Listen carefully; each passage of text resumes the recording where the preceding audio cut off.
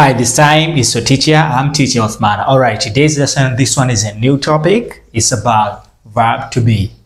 Verb to be ni tendo la kuwepo, right? Ni tendo la kuwepo. Tu katika mwendelezo wale matumizi ya am, are and is. Tulisema haya maneno yanatokana na neno be. Kwenye be ndani yake kuna present, kuna am, are and is, past kuna was and were, future kuna shall be and will be. So tumeshaangalia katika maana ya kwanza. Tulisema haya maneno yana maana tatu na zaidi. So katika maana ya kwanza tulishaangalia kuwa huwa yanaleta maana ya ni, right? Maana ya pili huwa yanaleta kuwepo. So today's topic, right? Tunaianza topic jinsi ya kusema kuwepo. Nipo, yupo, nilikuwepo, kilikuwepo, atakuwepo, right? So hii topic ina nyakati nne. Ina present, wakati uliopo, ina past, wakati uliopita, ina future, wakati ujao, na ina present perfect tense. As I told you, hii topic inazungumzia jinsi ya kusema kuwepo. So today's lesson tunakwenda kujifunza jinsi ya kusema nipo, kipo, yupo, lipo.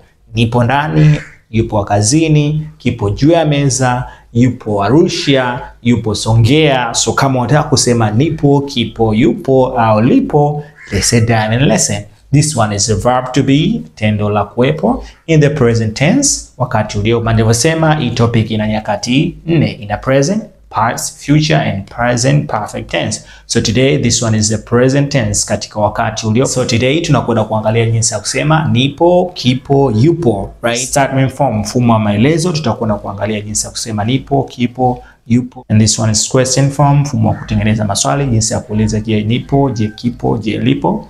Alright, so kama unataka kusema nipo, lipo, kipo, yupo, use this way. We start with the personal pronouns or noun. Tunaanza na kiwakilishi nafsi or jina. Unaweza ukaanza na jina au kiwakilishi. I we use with the word am, you, we and they we use with the word are, he, she and it we use with the word is, right? So we say I am, you are, we are, they are, he is, she is, it is. This word is sounding R, not a, we say R. So jipe mazoezi jinsi ya kuzitamka, linatamkwa R, sio a. Right? So you're, where, there, is, she is, it is. So ili sasa ikamilike jinsi ya kusema nipo, kipo, lipo, right? Eka mbele place. Place maana yake sehemu, right? Eka sehemu, kayako, India, down, up, behind, pembeni, in front, mbele, inside, ndani, hizo sehemu, right? So hakikisha mbele unaweka sehemu, ndio itakuwa inaleta maana kuwepo. Kama hujaweka maeneo itakuwa inaleta maana nyingine. We together? So I am at work, nipo kazini. Juma na Asha, Juma and Asha are at work. Juma na Asha wako kazini. Your father is at home. Baba yako yupo nyumbani. Right together? So kama nilivyosema hivi vinatumika badala ya jina. Unaweza ukaweka jina, unaweza ukatumia jina au kiwakilishi, lakini kanuni yake they stand instead of nouns. Vinasimama badala ya jina. Hivi likikaa hivi jina halifanyi kazi, na likikaa jina hivi havifanyi kazi. Ila kuna kanuni katika utajaji sehemu. Katika maeneo yote, maeneo yote, start with the word at. Anza na neno at home, at work, at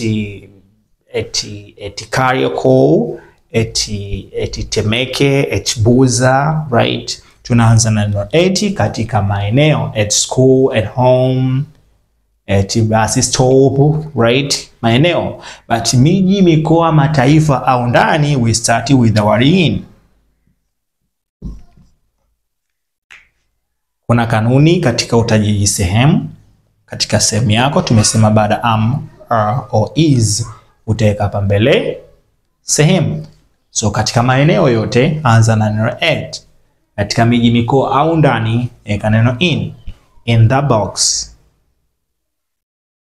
Your mobile phone is in the box. The food is in the fridge. Neema is in America. In miji, mikoa, mataifa au ndani you start with the word in. So ni njia nyepesi jinsi ya kusema nipo, kipo, yupo. Cha kuzingatia, fuata kanuni. Ukipita vinginevyo utakuwa unaleta maana nyingine, au pengine utakuwa unatengeneza Kiingereza chako, means utakuwa unakosea together. So tuna contraction. Contraction ni ufupisho ambao native huwa wanatumia sana, native speaker. Kwa kama ukitumia uta sound like native, utaongea kama native, na kama utaelewa contraction utakuwa better listener, utakuwa na usikilizaji mzuri pale Kiingereza kinapoongelewa. Contraction inafanyika katika word am, are and is. Inafanyika kwa kuondoa haya maneno tulishaangalia. Jitahidi unatumia katika matumizi yako ya kila siku. Practice, huenda ikawa ngumu, lakini jitahidi katika kutumia. Maana wanasema samaki mkunji angari mbichi. Hatujakunjwa wakati tulivyokuwa bichi, tukatoa tulivyokuwa wadogo, tunasoma tulivyokuwa chekechea. That's why unaona vitu vigumu, lakini kwa sasa jitahidi utaweza kutumia. Ukiacha huwezi kutumia, so practice kutumia. Then after, baada ya ku remove haya maneno, huwa tunaweka apostrophe hapa juu. So the sound zinapatikana baada ya ku remove those words and putting up apostrophe here. Inapatikana soundi katika haya maneno ni s, s, your,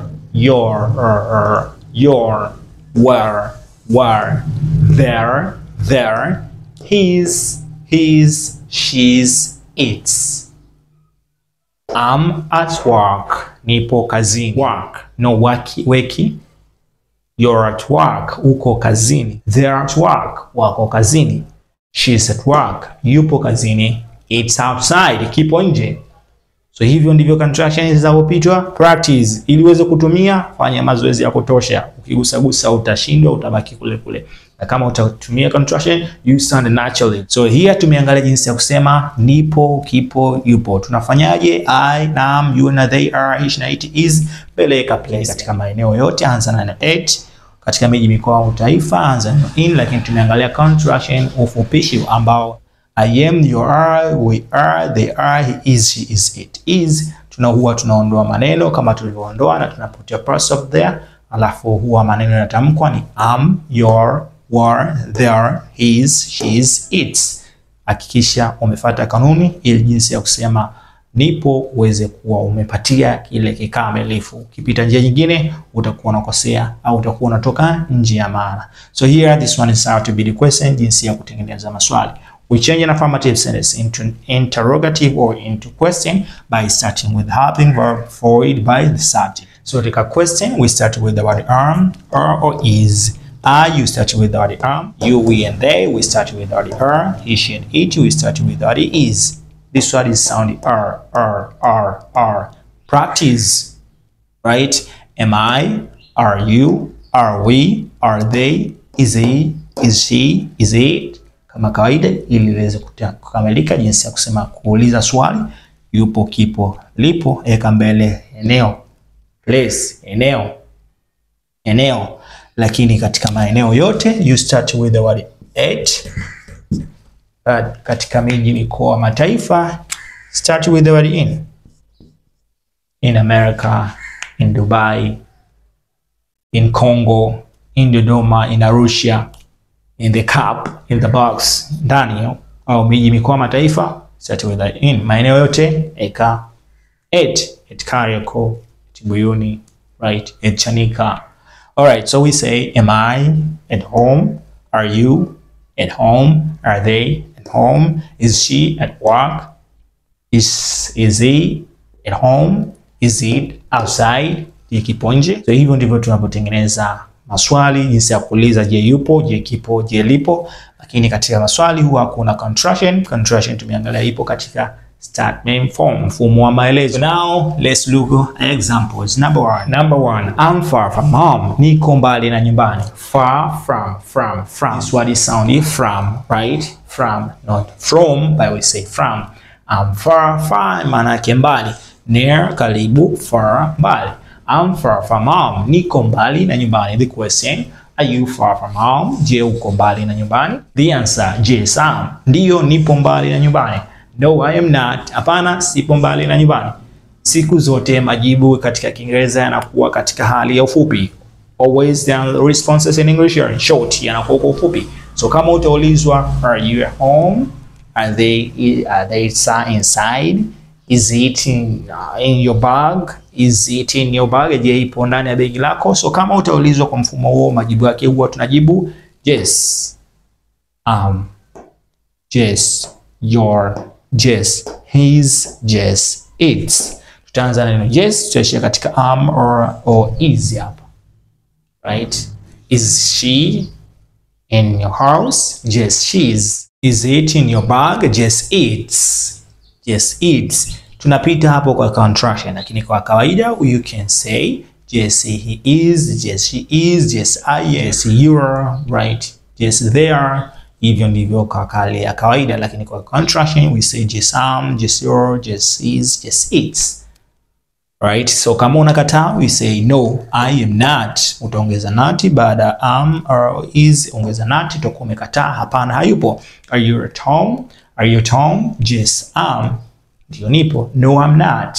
Hapana, sipo.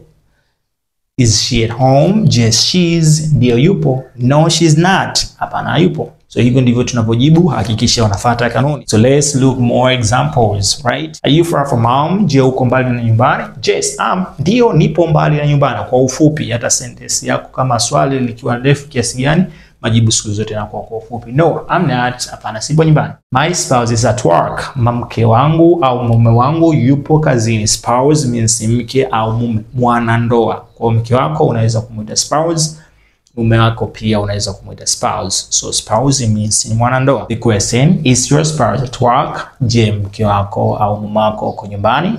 Yes, he is. Okay, this one is man. Tunazungumzia wa kiume. Swali linazungumzia spouse kwa wa kiume. Yes, he is. Ndio yuko kazini. No, he's not. Hapana, hayupo kazini. No, he is not. We can contract here. Yes, we contract. No, he's not.